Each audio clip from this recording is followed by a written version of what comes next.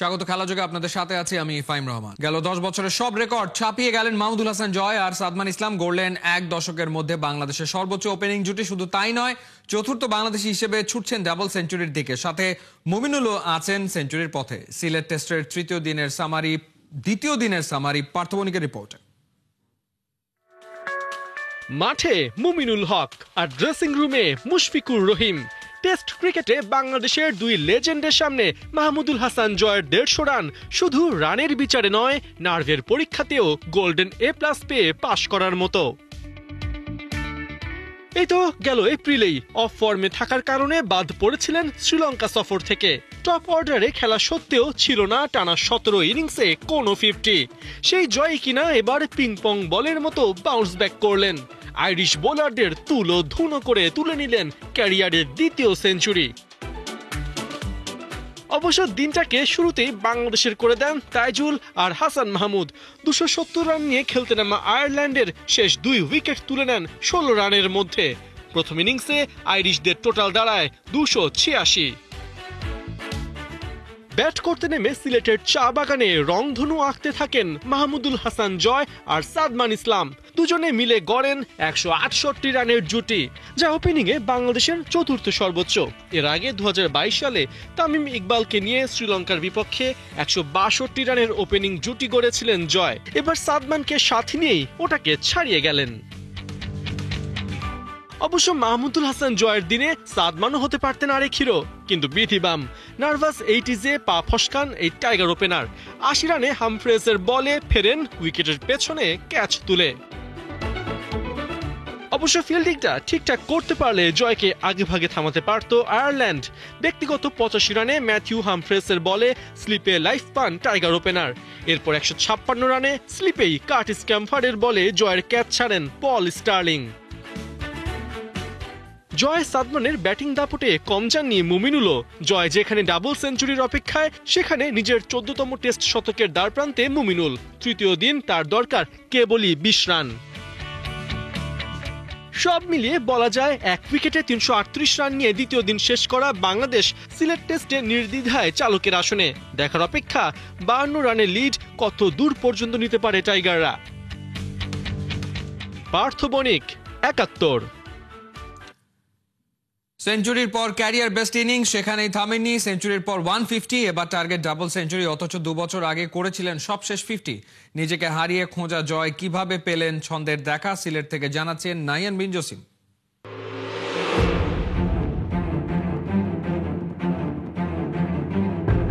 উল্লাসে মাতছেন মাহমুদুল হাসান জয়। ক্যারিয়ারের দ্বিতীয় টেস্ট সেঞ্চুরির সেলিব্রেশন ঠিক এই জায়গাটাতেই সবশেষ ছন্দে ছিলেন।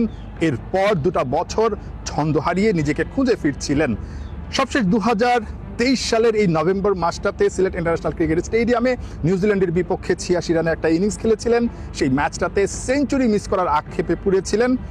অবশেষে সেই সিলেট ইন্টারন্যাশনাল ক্রিকেট স্টেডিয়ামে এসেই নিজের সেঞ্চুরির স্বাদটা পূরণ করলেন। মাঝখানে 2টা বছর আর 17টা ইনিংস নিজেকে রীতিমতো ব্যাট প্যাচের মধ্য দিয়ে হারিয়ে খুঁজছিলেন, এবং শেষ পর্যন্ত যখন নিজেকে খুঁজে পেয়েছেন, মাঝখানটায় 17টা ইনিংস হারিয়ে গেছে। সেই 17টা ইনিংসে মাহমুদুল হাসান জয়ের সর্বোচ্চ রান ছিল মাত্র 40। টিম ম্যানেজমেন্টের আস্থাটা তিনি হারিয়েছিলেন, মাঝখানে টেস্টে জায়গা হারিয়েছিলেন। ঠিক এই টেস্ট ম্যাচটা শুরুর আগে বাংলাদেশের ওপেনিং স্পট নিয়ে অনেক বেশি কিন্তু সোচ্চার ছিলেন বা অনেক বেশি সাবধানী ছিলেন বাংলাদেশের কোচিং স্টাফরা। আমরা আলাদা করে দেখেছি নতুন ব্যাটিং উস্তাদ মোহাম্মদ আশরাফুলকে মাহমুদুল হাসান জয়ের সঙ্গে লম্বা সময় কাজ করতে একেবারে হাতে ধরিয়ে তার দুর্বলতাগুলো দেখিয়ে দিয়েছেন। ঠিক মোহাম্মদ আশরাফুল যখন তার দুর্বলতাগুলো নিয়ে কাজ করছিলেন, তখন আবার মোহাম্মদ সালাউদ্দিন এসেও তার সঙ্গে যোগ দিয়েছিলেন, এবং 2 কোচ কিন্তু, একজন সিনিয়র অ্যাসিস্ট্যান্ট কোচ এবং একজন ব্যাটিং কোচ, দুজন মিলে কিন্তু মাহমুদুল হাসান জয়ের যে দুর্বলতাগুলো টেস্ট ক্রিকেটে যে কারণে তিনি আসলে দ্রুত আউট হয়ে যাচ্ছেন বা নিজেকে আসলে সেট করতে পারছেন না, সেই দুর্বলতাগুলো দেখিয়ে দিয়েছেন।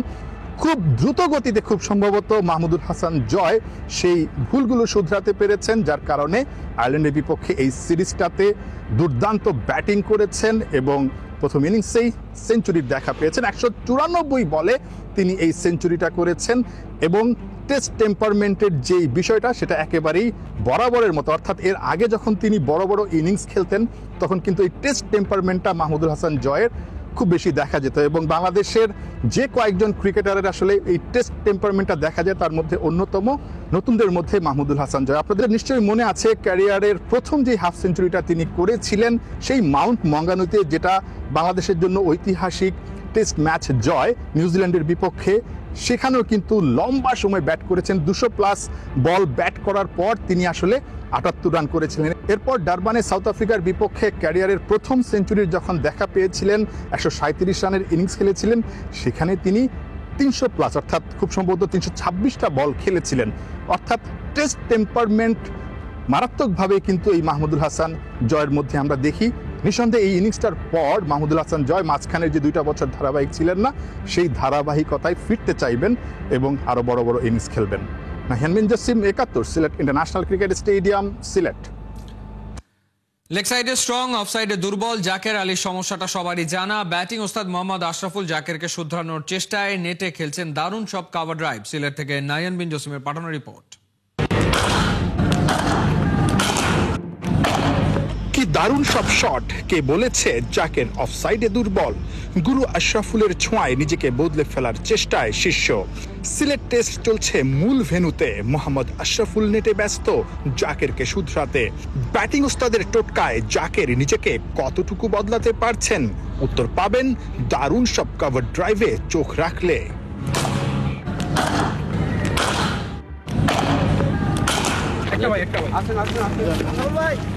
ইন্টারন্যাশনাল ক্রিকেট ছেড়েছেন 1 যুগ আগে, অথচ আশরাফুলের জনপ্রিয়তা সেই আগের মতোই আছে। যখন ক্রিকেটার ছিলেন তখন উইকেটের চারপাশে দারুণ সব খেলতে পারতেন। বিশেষ করে অ্যাশের কভার ড্রাইভ এখনো ভক্তদের চোখে লেগে আছে। জাকের আলী আশরাফুলের উল্টো, লেগ সাইডে যতটা না স্ট্রং, অফ সাইডে ততটাই দুর্বল। সেই দুর্বলতা প্রতিপক্ষ জেনে যাবার পরই জাকের হারিয়েছেন ছন্দ। জাকের আলী যখন প্রথমের দিকে যখন বাংলাদেশ টিমের দলে খেলতে আসছে, যখন ওয়েস্ট ইন্ডিজ ট্যুর আমরা দেখেছি, অসাধারণ টেস্ট ক্রিকেট খেলেছে, প্রতিটা ফর্ম্যাটে খুব ভালো ক্রিকেট খেলেছিল। কিন্তু যত বেশি খেললে অন্য টিমের যারা অ্যানালিস্ট আছে তারা কিন্তু চিন্তা ভাবনা করে কেন না আসলে তার কোথায় উইকনেসটা আছে, আমি ওইটা নিয়ে কাজ করব।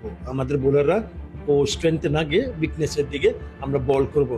সো আই থিঙ্ক ওই ডেভেলপমেন্টটা আরো দরকার জাকের আলী। আমরা জানি কি লেগ সাইডে অনেক স্ট্রং, কিন্তু অনেক সময় দেখেছি কি অফ সাইডে হয়তো বা রান কম করছে। যদি ওই টোটাল সার্কেলে যদি রান করতে পারলে তাহলে it gets difficult for the bowlers. আমার মানে ওই দিকে একটু কাজ করা হয়। সেই কাজটাই অ্যাশের সঙ্গে করছেন জাকের। কখনো নিজে বল ছুটছেন, আবার কখনো ছুটে গিয়ে ভুল শুধরে দিচ্ছেন। চেষ্টার কমতি নেই ব্যাটিং ওস্তাদের। স্পেশাল ক্লাসে স্ট্রেট ব্যাটে খেলা, সঙ্গে কভার ড্রাইভের পসরা। জাকের সুযোগের অপেক্ষায়, ম্যাচেই দেখা যাবে উন্নতিটা। টেস্ট ওয়ানডের পর টি20-র একাদশ থেকেও বাদ পড়েছেন জাকের। অল্প সময়ে মুদ্রার এপিঠ ওপিঠ দুপিঠই দেখেছেন, অথচ এই তো কদিন আগেও জুলিয়ান উডের ক্লাসে ও সেরা ছাত্র ছিল। কিন্তু বাস্তবতা যে একটু ভিন্ন সেটা জাকের বুঝতে শিখেছে। তাই অফসাইডে নিজের দুর্বলতা নিয়ে নিজে কাজ শুরু করেছেন সিরিয়াস ভাবে। ঘাম কখনো বেইমানি করে না। জাকের যে পরিশ্রম করছেন, নিঃসন্দেহে ম্যাচে দেখাতে চাইবেন সেই উন্নতিটা।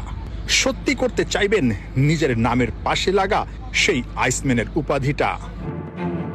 নাহিয়ান বিন জসিম, 71, সিলেট। ভিসা হয়নি সেই তথ্য ক্রিকেটারকে জানানোর সময় নেয় বিসিবির। ভিসা ছাড়াই বিমানবন্দরে গিয়ে বোকা বনে গেলেন বাংলাদেশের দলের pacer Mrityunjoy Chowdhury. Rising stars Asia কাপে অংশ নিতে বুধবার কাতারের দোহা গেছে টিম বাংলাদেশ। ট্রফি নিয়ে দেশে ফেরার স্বপ্ন আকবরদের। সৈফুল রূপকের রিপোর্ট। মৃত্যুঞ্জয়ের এমন পরিণতি দায় কি এড়াতে পারবে বিসিবি? বাসে একলা বসে আনমনা, সতীর্থদের সঙ্গে বিমানবন্দরে এসেও ভেতরে ঢুকতে পারলেন না। মঙ্গলবার তার কাতারের ভিসা ইস্যু হয়নি, অথচ বিসিবির কেউ মৃত্যুঞ্জয়কে সেই তথ্যটা জানানোর প্রয়োজনই মনে করেনি। যে কারণে বুধবার ভোরে ঘুম থেকে উঠে দলের সঙ্গে এয়ারপোর্টে গিয়ে বড় ধাক্কাই খেলেন এই বাহাতি পেসার। ভিসা জটিলতা তো টিমের সঙ্গে যেতে পারেনি, পরবর্তীতে যাবেন। আলটিমেটলি রাইজিং স্টার্স এই টুর্নামেন্টে আপনার লক্ষ্যটা কি? আমার যে লক্ষ্য এসে আছে যে আমরা প্রথম যে 3টা ম্যাচ পাচ্ছি, 3টা ম্যাচের জন্য টিমের উইনিংয়ের ক্ষেত্রে মানে একটা ভালো কিছু করতে পারি, কারণ আমরা যদি 3টা ম্যাচ ভালো করে আমরা সেকেন্ড রাউন্ডগুলো আরও বেশি ম্যাচ খেলার সুযোগ পাবো। তো এটাই ইচ্ছা আছে যে টিমের ক্ষেত্রে সর্বোচ্চটা দেওয়া এবং ইন্ডিভিজুয়ালি যেন প্রত্যেক ম্যাচে ম্যান অফ দ্য ম্যাচ হতে পারে, ভালো কিছু করতে পারি।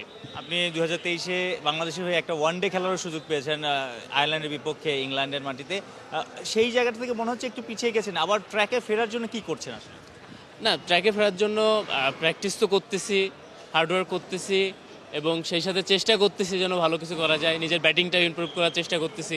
এই টুর্নামেন্টগুলোতে বোলিংয়ের পাশাপাশি যেন ব্যাটিংটাও প্রুভ করতে পারি, কারণ একটা অলরাউন্ডারের দরকার আছে বাংলাদেশে ভালো। মেসির আর্জেন্টিনা যে দেশে যেই শহরে নেচেছে, কোটি কোটি আর্জেন্টাইন ভক্তকে নাচিয়েছে, সেই কাতারের দোহায় ব্যাট বলের কারসাজি দেখাতে গেছে টাইগাররা। রাইজিং স্টার্স এশিয়া কাপে বাংলাদেশ এ দলের নেতৃত্বে Akbar Ali.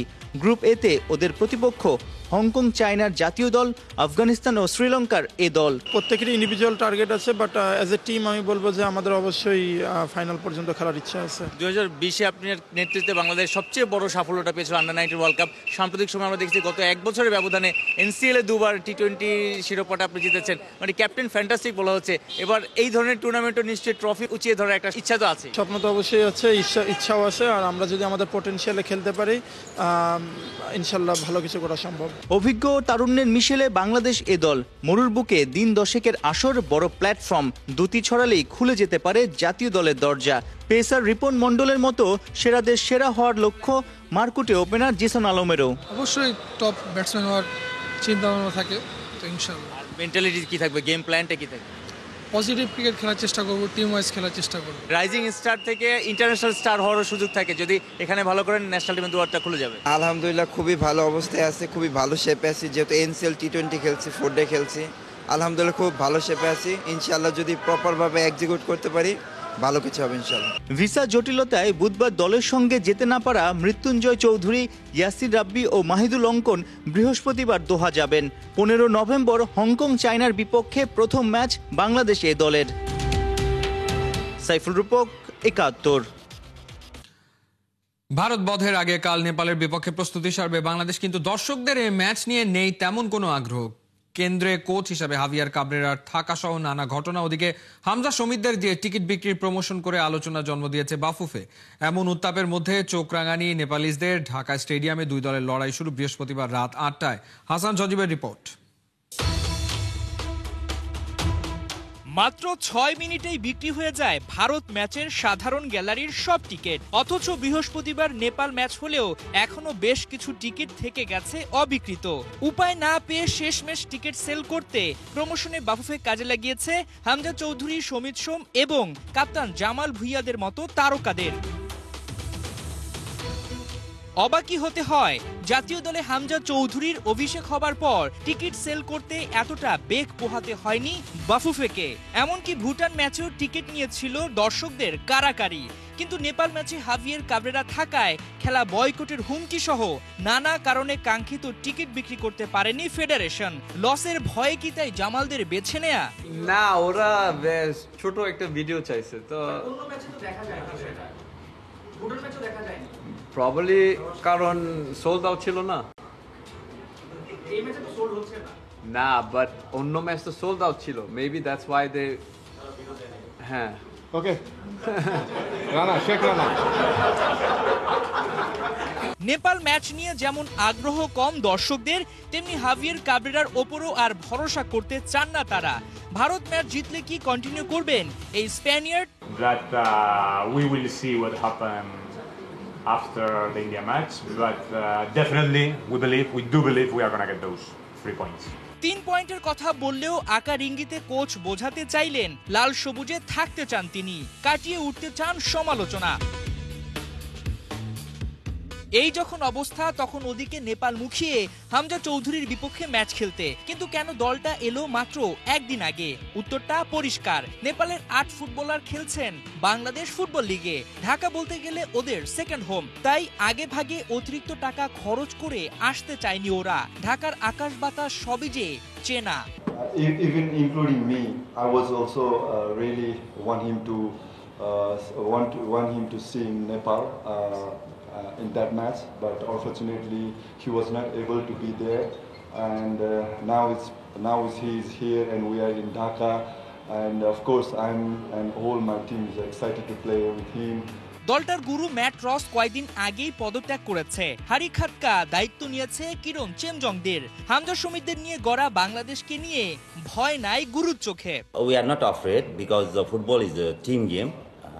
It individual counts, but it's a team game. We are prepared for the tomorrow match. নেপালকে সহজ প্রতিপক্ষ মনে করা হবে সবচেয়ে বোকামি, কেননা ঢাকা ওদের অপরিচিত কোনো জায়গা নয়। আর পরিসংখ্যান বলে সবশেষ 5 বছর আগে ওদের হারিয়েছিল লাল সবুজরা, আর 2021 থেকে যে ড্র ছাড়া জয়ের মুখই দেখেনি জামালরা।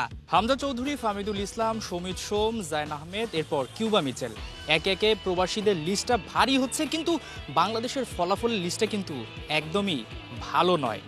নেপালের বিপক্ষে বাংলাদেশ সেপ্টেম্বরে ফিফা প্রীতি ম্যাচ খেলতে গিয়েছিল, যেখানে বাংলাদেশ একটা ম্যাচ খেলতে পেরেছে এবং একটাই ড্র। এই বাংলাদেশের কাছ থেকে আপনি কি চান? নিশ্চয়ই ড্র নয়, এবং জয়টা হলেও সেটা হতে হবে অনেক ব্যবধানে। হাসান সজীব, 71, জাতীয় স্টেডিয়াম, ঢাকা। বৃহস্পতিবার থেকে শুরু হতে যাচ্ছে পাকিস্তানের বিপক্ষে বাংলাদেশের 3 ম্যাচের হকি সিরিজ। আন্তর্জাতিক হকি ফেডারেশনের নতুন নিয়মে 3 ম্যাচের জয়ী দল পাবে নেদারল্যান্ডসে বিশ্বকাপ বাছাইয়ে খেলার সুযোগ। 4 বারের বিশ্বকাপ চ্যাম্পিয়ন পাকিস্তান ওয়ার্ল্ড র্যাঙ্কিং এ আছে 14 নম্বরে, আর বাংলাদেশের অবস্থান 29 নম্বরে। সবশেষ 5 বারের লড়াইয়ে সবগুলোতেই হার লাল সবুজদের। এবারে নিজেদের টার্ফে ম্যাচ হওয়ায় আত্মবিশ্বাসী বাংলাদেশের অধিনায়ক রেজাউল করিম। সবাই জানি যে পাকিস্তান আমাদের চেয়ে বেটার টিম, তো এর আগেও আমি বলেছি এখানে আমাদের হারানোর কিছু নেই, তবে আমরা যদি নিজেদের সাধ্যমতো চেষ্টা করতে পারি তাহলে পাওয়ার অনেক কিছু আছে। আমাদের টিমে 7 জন 21 প্লেয়ার আছে 21-এর, তো তাদের সাথে আমাদের আন্ডারস্ট্যান্ডিংটা ভালো, কারণ এর মধ্যে 4 জন প্লেয়ার অলরেডি 3-4 বছর হয়ে গেছে ন্যাশনাল টিমে খেলা, তো ডেফিনেটলি ওই দিক থেকে আমাদের সবার আন্ডারস্ট্যান্ডিংটা আগের মতোই আছে। আশা করা যায় একটা ভালো কিছু হবে, তবে আমরা চেষ্টা করব যে আমাদের সাধ্যমতো চেষ্টা করার জন্য, ভালো কিছু একটা করার জন্য। এ ছিল এই মুহূর্তের খেলাযোগে সরাসরি সংবাদ অনুষ্ঠান দেখতে চোখ রাখুন 71-এর ফেসবুক পেজ এবং সাবস্ক্রাইব করুন 71-এর ইউটিউব চ্যানেলে। 71-এর সাথেই থাকুন।